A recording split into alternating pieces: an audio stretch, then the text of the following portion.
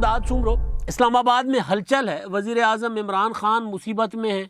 वो अरकान को इकट्ठा करते हैं, अरकान फिर निकल जाते हैं, वो इशाया देते हैं, अरकान आते नहीं हैं। इमरान खान साहब अब अकेले मुसीबत में नहीं हैं, उनके सहूलतकार, उनको लाने वाले या उनको इक़्तिदार चलाने के लिए उनकी सहूलतकारी करने वाले भी मुसीबत में हैं। चेयरमैन नैब ख़ास तौर पर, जिन पर ये इल्ज़ाम अपोजिशन लगाती रही है, बल्कि अदालतों ने कहा है, ये तो सुप्रीम कोर्ट ऑफ पाकिस्तान ने कहा है कि नैब को पॉलिटिकल इंजीनियरिंग के लिए इस्तेमाल किया जाता रहा है। ख्वाजा साद रफ़ीक का मुकदमा, उनके भाई सलमान रफ़ीक का मुकदमा, इसके अलावा दीगर ज़मानती मुकदमों में लाहौर हाई कोर्ट ने, सुप्रीम कोर्ट ने, यहाँ तक कि इस्लामाबाद हाई कोर्ट ने जो उस पर उनके जो रिमार्क्स आए हैं, जो फ़ैसले आए हैं, वो यही कहते हैं कि जी नैब को इमरान खान की हुकूमत के मुखालिफ लोगों के ख़िलाफ़ इस्तेमाल किया जाता रहा है। बल्कि पेशावर हाई कोर्ट से वो जो मामला था मौलम जब्बा वाला और BRT वाला, उस पर कहा गया था, चेयरमैन नैब साहब तकरीरें करते थे कि जी हमें हाई कोर्ट ने रोका हुआ है उसके ख़िलाफ़ तहकीकात करने से।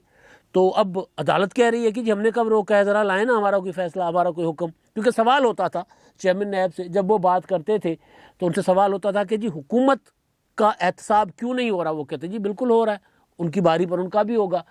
जब सवाल होता था BRT या मौलम जब्बा का, तो वो पेशावर हाई कोर्ट के ऊपर कह देते कि पेशावर हाई कोर्ट ने मना किया। तो उस पर सवाल उठा, अदालत ने सवाल उठाया कि जी बताएं, अब वो ज़ाहिर है घेराव में आ रहे हैं, तो जब मामला क्या होता है हद से आगे बढ़ जाए तो फिर घेराव तो होता है, फिर उरूज का ज़वाल तो होता है। तो इस्लामाबाद अपना पेशावर हाई कोर्ट चले, कहाँ तक मामला जाता है, अदालत का मामला है, अदालत जाने। वो उस पर उससे हटके जो चेयरमैन नैब अब फंसे हैं, वो फंसे हैं पब्लिक अकाउंट्स कमेटी में एक ख़त जमा करवा के। उन्होंने एक लेटर जमा करवाया था जिसमें कहा गया था, उनको तलब किया गया था कि जी आए ना, आप जो कहते फिरते हैं कि 820 अरब रुपए रिकवरी की है, तो सरकारी ख़जाने में तो चंद अरब रुपए जमा हुए हैं, तो बताएं वो कहाँ गए। Public accounts committee, Rana Tanveer और यहाँ तक कि हुक्मरान जमात के PTI के नूर आलम खान और दीगर, उन्होंने वहाँ पर कहा कि जी बुलाएं चेयरमैन साहब से, पूछते हैं कि पैसे किधर हैं और कितनी रिकवरीज हुई हैं, किस किस से हुई हैं, किस किस ख़जाने में गई हैं। सरकारी ख़जाने में तो आप खुद ही कह रहे हैं कि पैसे नहीं गए। तो उस पर बुलाया गया था उनको, तो उस पर वो नहीं गए थे, उन्होंने ख़त जमा करवा दिया था। ख़त में ये था कि वज़ीर आज़म इमरान खान साहब ने कहा है कि जी किसी DG को भेज दें, चेयरमैन नैब का जाना ज़रूरी नहीं है, चेयरमैन नैब ना जाए। वज़ीर आज़म साहब ने मना किया मुझे।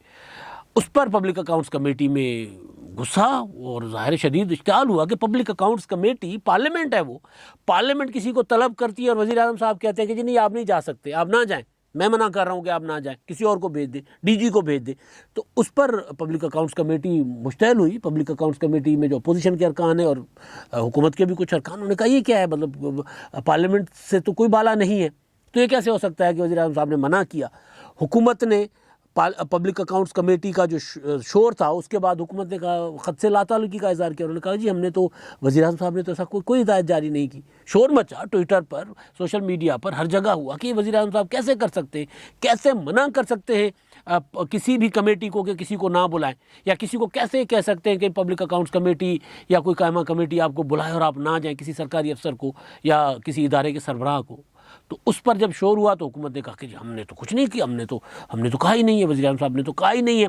तो उसके बाद जब वो जो ख़त जमा करवाने वाला जो नैब था, वो भी ज़रा पीछे हटा कि नहीं जी, वज़ीर आज़म साहब का नाम जो है वो गलत फहमी की बुनियाद पर आ गया था। तो यहाँ पर पब्लिक अकाउंट्स कमेटी हो गई तगड़ी। अब उन्होंने, राना तनवीर साहब ने ऐलान किया है कि जी चेयरमैन नैब के ख़िलाफ़ हम रेफरेंस दायर करेंगे गलत बयानी का, वज़ीर आज़म साहब का नाम गलत इस्तेमाल करने का, और ख़ुद को ज़ाहिर है वो जवाबदेह नहीं समझते, तो इसी वजह से ये कर रहे हैं। तो अब उसमें ना सिर्फ उन्होंने ये ऐलान कर दिया है कि उनके ख़िलाफ़ रेफरेंस होगा, उनको हटाने के लिए ज़ाहिर है चेयरमैन नैब एक तो एक्सटेंशन पर हैं, उनकी मुद्दत तो ख़त्म हो चुकी है ना, अब एक ऑर्डिनेंस की वजह से बैठे हुए, और वो ऑर्डिनेंस भी कि जब तक नए चेयरमैन नैब का तकर्रुर नहीं होता तब तक ये होंगे। तो एक तो वो है, लेकिन ज़ाहिर है इमरान खान साहब कोशिश ये कर रहे हैं कि जब तक इमरान खान साहब हैं तब तक ये वीडियो वाले बाबा जी जो हैं, सरता पाओ, आपको पता है ना सरता पाओ, उनकी वो जो वीडियो वायरल हुई थी, तो उसकी वजह से कहा जा रहा है कि उसकी वजह से वो ब्लैकमेल हो रहे हैं। इमरान खान साहब उसकी वजह से उनको अपोजिशन के ख़िलाफ़ इस्तेमाल करते हैं। उसकी वजह से एक दिन वज़रा जो हैं प्रेस कॉन्फ्रेंस कर देते हैं कि जी फ़लाँ अपोजिशन के लीडर जो हैं वो गिरफ़्तार हो जाएंगे, और वो गिरफ़्तार हो जाते हैं। तो हुकूमत पहले ऐलान करती है, उसके बाद नैब की कार्रवाइयाँ शुरू होती हैं।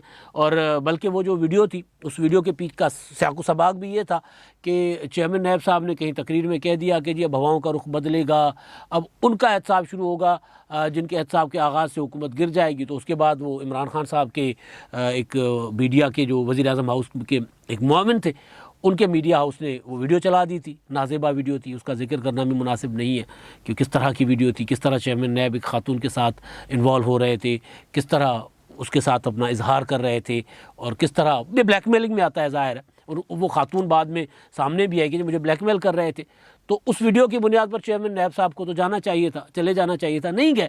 लेकिन हुआ ये कि इमरान खान साहब ने उनको पूरा का पूरा, वो अलादीन का चिराग था, और उन्होंने हाथ अपना नैब के जिन को अपने हाथ में रखा इमरान खान साहब ने। कभी शहबाज शरीफ गिरफ़्तार, कभी मरीम नवाज़ की गिरफ़्तारी तो ये हुई कि अपने बाप के सामने गिरफ़्तार किया गया उनको। मरीम नवाज़ गिरफ़्तार, वो अपना फरियाल तालपुर गिरफ़्तार, आसिफ जरदारी गिरफ़्तार, स्पीकर सिंध असम्बली मफरूर भागे फिर रहे हैं वो गिरफ़्तार।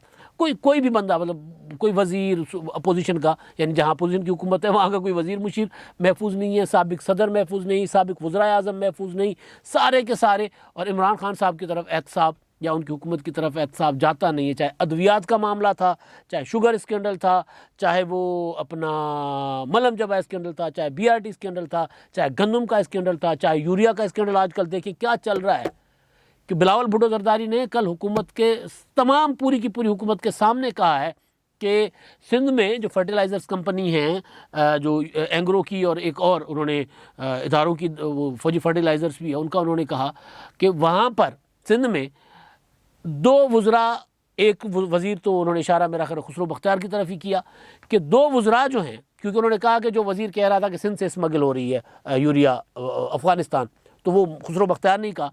तो 2 वज़रा ने 1.5 लाख बोरियाँ अपने लिए अलॉट वहाँ से निकलवाई हैं, अपने कोटा के नाम पर।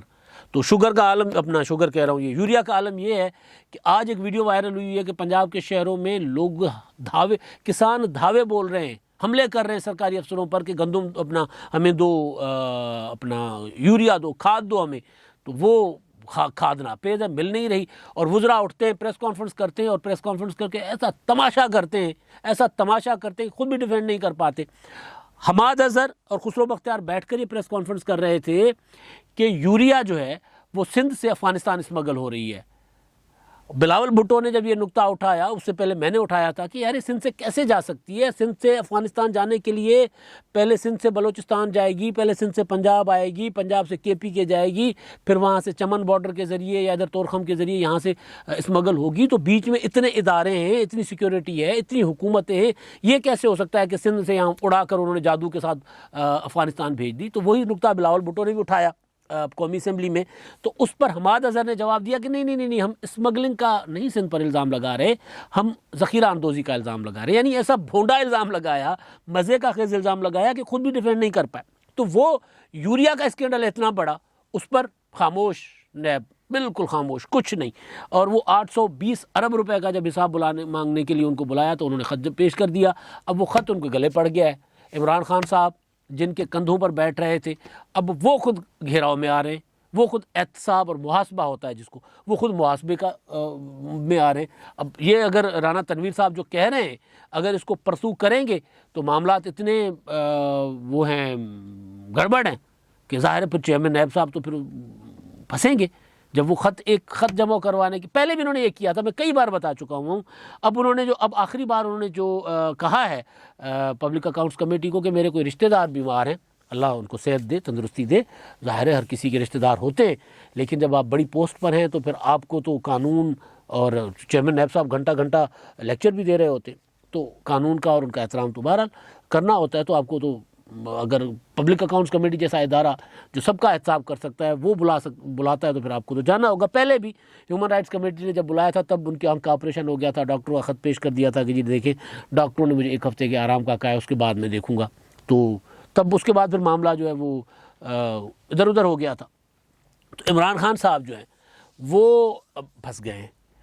वो अब उनको ज़ाहिर है इमरान खान साहब तो फंसे हुए हैं, उनके सहूलतकार फंस गए। इमरान खान साहब ने रात अपना बुलाया था जो डिनर, अपने दोनों सीएम्स को कहा था, पंजाब को और केपीके वाले को, कि जी आप अपने एमएनएस को बुलाएं ना अपने अपने सूबों को, और स्ट्रेंथ शो करें कि जो मिनी बजट के लिए हमें जो जितना अदद दरकार है हमें सारे के सारे चाहिए, ज़ाहिर है। तो वहाँ पर 30 पंजाब वाले नहीं थे, केपीके वालों को तो परवेज़ खटक साहब फ़ोन कर रहे थे, वो भी नहीं थे। तो इमरान खान साहब खुद तो फंसे हुए, उनके सहूलतकार भी फंसे हुए, और फंस तो बेचारी हरीम शाह भी गई हुई हैं। वो भी बड़ा, मतलब असल में हरीम शाह का जोड़ है सदाकत और अमानत में इमरान खान साहब के साथ। इमरान खान साहब जो बात करते हैं होता उसके उलट है, हरीम शाह भी जो बात करती हैं करती उसके उलट है, यानी कहती हैं कुछ होता कुछ है, फिर उसके बाद यू टर्न ले लेती हैं फौरी तौर पर। इमरान खान और हरीम शाह में ये तो कम से कम कदर मुश्तरक है कि जी वो भी अमल कुछ करते हैं और उसके बाद फिर कहते हैं जी मैंने ये नहीं कहा था, या जो कहते हैं उसकी उलट करते हैं। हरीम शाह साहबा, उन्होंने आपने माजी में देखा कि इतने ऐसी चीज़ें, क्योंकि वो तो हरीम शाह तो एक स्टार है ना, टिकटॉक स्टार हैं, उनको तो चाहिए हिट्स, उनको चाहिए कि मेरी ज़्यादा से ज़्यादा वीडियो चले, तो उसके लिए वो कर जाती हैं कुछ भी, उसके लिए कुछ जो भी उनको मौका मिलता है, एक अंगूठी वाला हाथ ऊपर, एक और हाथ रख के फिर कह देती जी सिंध के एक वज़ीर के साथ मेरी शादी हुई है, और फिर 2-3 महीने के बाद वो एक और शख्स के साथ आती कि मेरा शोहर ये है, वो तो मैंने मजाक किया था, तो उससे भी हट जाती हैं। अब उन्होंने एक वीडियो जारी की थी बरतानिया से कि ठगियाँ पड़ी हैं नोटों की, कि ये पैसे मैं पाकिस्तान से लेकर आई हूँ और आप अगर लाएंगे तो आपको पकड़ लेंगे, मुझे तो कोई पकड़ नहीं सकता, तो मैं ये पैसे लेकर आई हूँ, यहाँ पर ठगियाँ हैं। और वो FIA ने नोटिस ले लिया कि ये पाकिस्तान से इस तरह कैसे पैसा लेकर चली गई, इतना वो तो लिमिट होती है। तो FIA ने नोटिस भेज दिए कि मनी लॉन्ड्रिंग की है भाई, हिसाब किताब दो। तो फिर एक साहब हैं कोई दानियाल मलिक, वो आ गए, वो कह रहे मैं गुजरात का सादिक और अमीन हूँ, पूरे गुजरात का मैं सादिक और अमीन हूँ, गुजरात में किसी से पूछ लें दानियाल अमीन का, वो दानियाल मलिक का, और वो आपको बताएंगे कि जी वो दानियाल मलिक जो है वो सादिक और अमीन है। हरीम शाह मेरी बहन है, और हरीम शाह जो है वो यहाँ पर आई थी, मेरा मनी एक्सचेंज का काम है, और मेरे पैसे पड़े हुए थे, तो उन्होंने कहा कि जी मैं इसके साथ वीडियो बनाना चाहती हूँ। उन्होंने वीडियो बनाई है, कोई गलत काम नहीं किया, और मेरी वो बहन है, मेरा कोई ऐसा उनके साथ रिश्ता नहीं है, और मैं सादिक और अमीन हूँ। मतलब सादिक और अमीन का मुझे जब लफ्ज़ मैंने सुना ना, हालांकि मैं इस तरह की चीज़ों पे नहीं कोशिश करता कि बात ना हो, कोई मतलब हम कितना बंदा किसी की ज़ातियात पर जाता है, लेकिन जब उन्होंने कहा सादिक और अमीन हूँ मैं गुजरात में, तो फिर मुझे इमरान खान साहब की सदाकत और अमानत याद आ गई, जो हर टाइम सादिक और अमीन का जो सर्टिफिकेट उनको मिला है उसको शर्मिंदा करते फिरते हैं। इमरान खान साहब ने कल परसों कहा था कि पाकिस्तान अभी भी सस्ता मुल्क है। आज अभी जब ये बात कर रहा हूँ तो खबर आई कि जी पेट्रोल की कीमतें जो हैं वो मज़ीद बढ़ गई हैं, 4 रुपये, पेट्रोल की नहीं बिजली की 4 रुपये 30 पैसे फ्यूल एडजस्टमेंट के नाम पर। सादिक और अमीन इमरान खान जो कहते हैं ना कि जी पाकिस्तान सस्ता मुल्क है और हमें लोगों का एहसास है, और हम अगले 2-3 महीने में हर रोज़ ये कहते हैं अगले 2-3 महीने में महंगाई कम होगी, और उसके बाद अगले 2-3 दिन महंगाई का नया बम गिरता है। तो सादिक और अमीन, वो मलिक दानियाल मलिक साहब हैं, वो तो मुमकिन है हो सादिक और अमीन, उनको तो हम नहीं जानते, उनका सियासत से कोई ताल्लुक़ नहीं है, एक आम से कारोबारी आदमी है, बाहर बैठे हैं, ठीक है, मुमकिन है उनके सादिक और अमीन होने या ना होने से शायद लोगों को बहुत ज़्यादा फ़र्क नहीं पड़ेगा। लेकिन जो सादिक और अमीन इमरान खान साहब खुद कहलाते हैं, और जो फिर गलत बयानियाँ और जो 62-63 की जो खिलाफ वर्जियाँ खुद करते हैं, 62-63 सादा सा नवाज शरीफ साहब को झूठ बोलने की बुनियाद पे नाअहल किया गया था कि जी बेटे से जो तनख्वाह आपको आनी चाहिए थी वो आपने डिक्लेयर नहीं की थी, लिहाजा आप सादिक और अमीन नहीं है, आपने झूठ बोला है।